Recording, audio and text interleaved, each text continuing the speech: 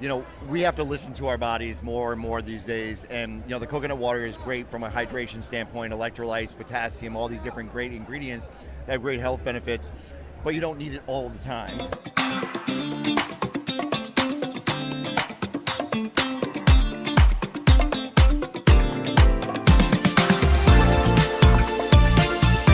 What's going on, everybody? Welcome back to another edition of the Ad Podcast. We are broadcasting live from the Expo West show here in beautiful Anaheim, California. And we are here with Marc Sampogna, who's the CMO and co-founder of Once Upon a Coconut. He's also got a brand studio, I would say. Branding agency. You guys got a few products, Yeah. right? Okay. Yeah. Awesome, man. Yeah. So tell me a little bit about yourself. Tell me about the product, and what are you guys doing at Expo this week? Yeah, man. No, thanks for having me on. Yeah.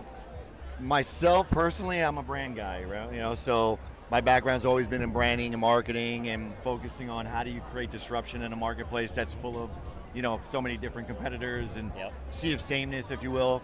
So I've always been focused on how do you create everything from a name to a look, a feel, a campaign, et cetera, that are going to break through. And I think that we've done that with Once Upon a Coconut, and this is our third year here.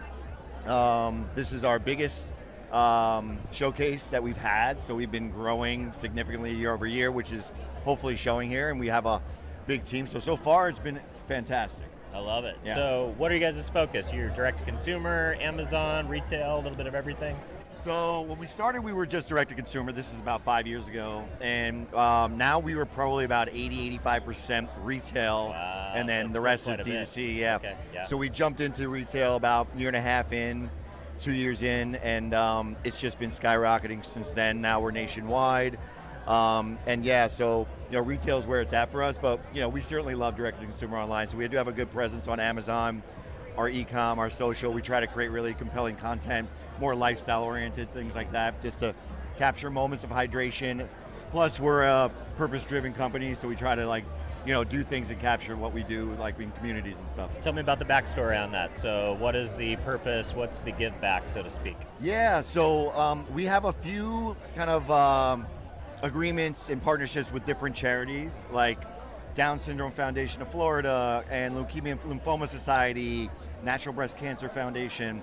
And what we do is everything from, we do monetary donations, 10% of proceeds go to different charities when we, each year. And then also we do different things like community events, activations, product donations, any way that we can get behind the charities to help kind of elevate their presence, and then also contribute to it with a healthy product. I love that. That's awesome.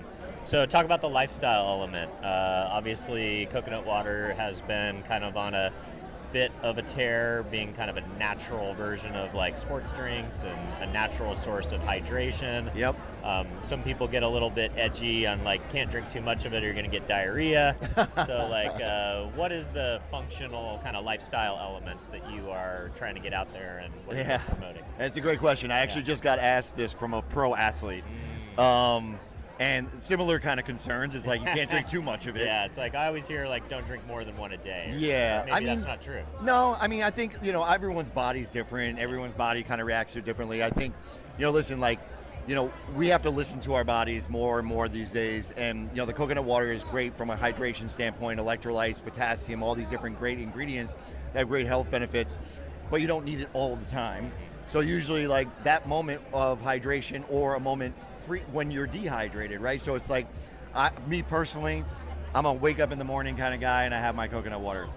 Gets me started with the day, and then I have before coffee. Before caffeine, anything, energy. Yeah, just Okay, replenish, and I feel much better. Smart. I usually drink my vitamins with just water, but maybe this would be a good thing to take your vitamins first thing in the morning. It could be. It could be. I mean, I think obviously during any type of workout type of related thing where you're sweating and you need to replace your electrolytes and things like that. And then, we have a nice range of flavors that are good for different occasions too, that are blends of fruit juices like watermelon and coconut water and pineapple that can be used at different occasions than just that. And also people like to make mocktails, cocktails, things like that. Makes it a little bit healthier.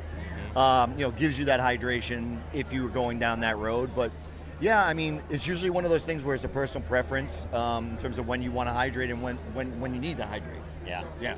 So there were some early entrants to this category. We obviously won't name them, but how are you guys standing out, kind of trying to be different than kind of the incumbents, if you will? Yeah. No, great question. And that was kind of like our thinking from the start was, the space is really dominated by one, big player. Yeah, We the all Tetra know. Pak isn't that cool of a container either. It doesn't No, look great no, on but shelves. their thing was, we want to remain authentic and bring it from, the place that, originated with this Tetra Pak idea. And, for us, it was like, okay, that's great. We want to be a little bit more for everybody. We understand that there was this perception that coconut water, while it's good for you, doesn't taste great. And which is why our new campaign is We Fix Coconut Water, right? I love that. I feel like nobody uses Tetra Paks unless they're the big ones, and that's just like the same as any beverage container. But nobody grabs Tetra Paks for on the go. No, they're not on the go. Yeah, they're not single use. Yeah, so that's why we came up with the slim aluminum can. I love that. And Sexy. we keep it light, nice and slim and clean and easy to travel with, but also aesthetically looks really nice. Obviously sustainable, it's aluminum. So we kind of try to live and lean down that road. A lot of people don't know that 20% of paper doesn't make it back into the recycling ecosystem. And aluminum, actually close to 95% of it makes it back into the recycling ecosystem. Yeah, exactly. So, that's important to us. And, even as a brand, we donate and we plant a tree for every case that we sell around the world. So we work with this company called Green Spark, and we do that.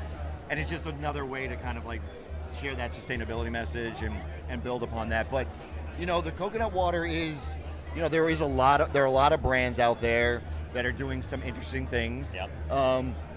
We really kind of live and die by our consumers, and we're really trying to create a movement around wellness, but also inclusivity. Not priced too high, not priced too low, but for everybody, so that they can experience, whether you're in New York City or you're in the Midwest or wherever it is, and there's different different demographics that can experience it. That's why we come up with a nice range of flavors versus, other brands are out there and they're trying to do something different. And, you look at a Harmless Harvest, which is a great product, but they're a higher price point. Yeah, they're also refrigerated. Oh, good point. So you're shelf stable. We're a shelf stable product. That was part of our, strategy coming out of the gates is how do we, be for everybody, but also be accessible and, from a price point, and also it's not going to expire in a week. Yeah, that's important. Not only for shipping, but also for storage for the consumer. 100%. A lot of times I've got a bunch of cans of stuff in my garage, but I can only fit so much in my refrigerator in the house and in the garage. So. Yep. Yeah, exactly. Should we try some? 100%. All right, let's go, team. Where are we going? Let's go, team. All right, we'll get our hands on some. Nice. Hey, let me get Brian. Hey, Brian. All right, so we got a suite here. We're doing the taste test now. What are we getting into first? All right, so these are two of my personal favorites. All right. We have the Gateway, which is the original. Okay. Right. OG. So the OG. So if you haven't tried coconut water, this is the one to start with. It's just got an incredible finish. It's made from young Hamona coconuts, so it's naturally sweeter. Yep. So it's got that. It's obviously very refreshing.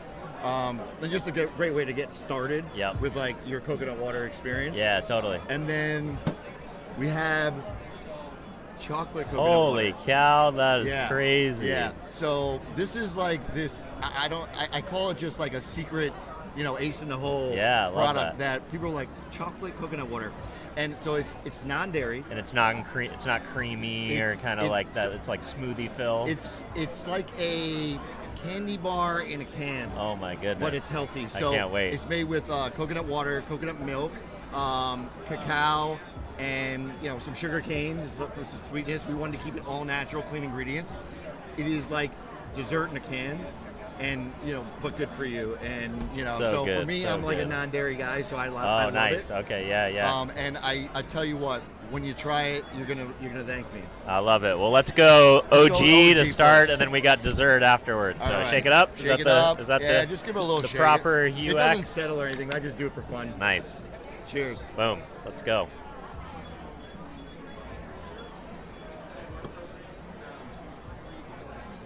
Oh man, that is really good. Yeah. Totally. I mean, everything you would expect, but I mean, it's just, it gives me kind of that. like the aftertaste of like when you have the coconut flavored jelly beans. You know what I'm talking about? Like the Jelly Bellies. Yeah. It's like perfect dead ringer for it. It's all there. Yeah. Everything you want from a coconut flavor, you're getting it right there. You are, yeah. You're absolutely right. Our sweet treat here. This is this is actually my first of the show. I have not had it yet. Oh, what? No way. And Do it's you like, I have to be careful yeah, because it's addicting. Yeah, I can imagine. really is. You've got to be Cheers. careful. You don't want to drink too many a day, No. right?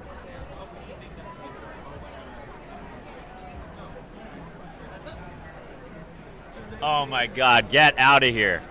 You guys, this is like, it almost doesn't even taste like coconut, which is kind of an interesting, like, it's definitely there. So like if you've ever had like an Almond Joy, right, where you got the coconut in the middle and then you got the chocolate on the outside, but it's very light, and obviously you don't have any of like the texture of like too much coconut, which I actually don't really love that much.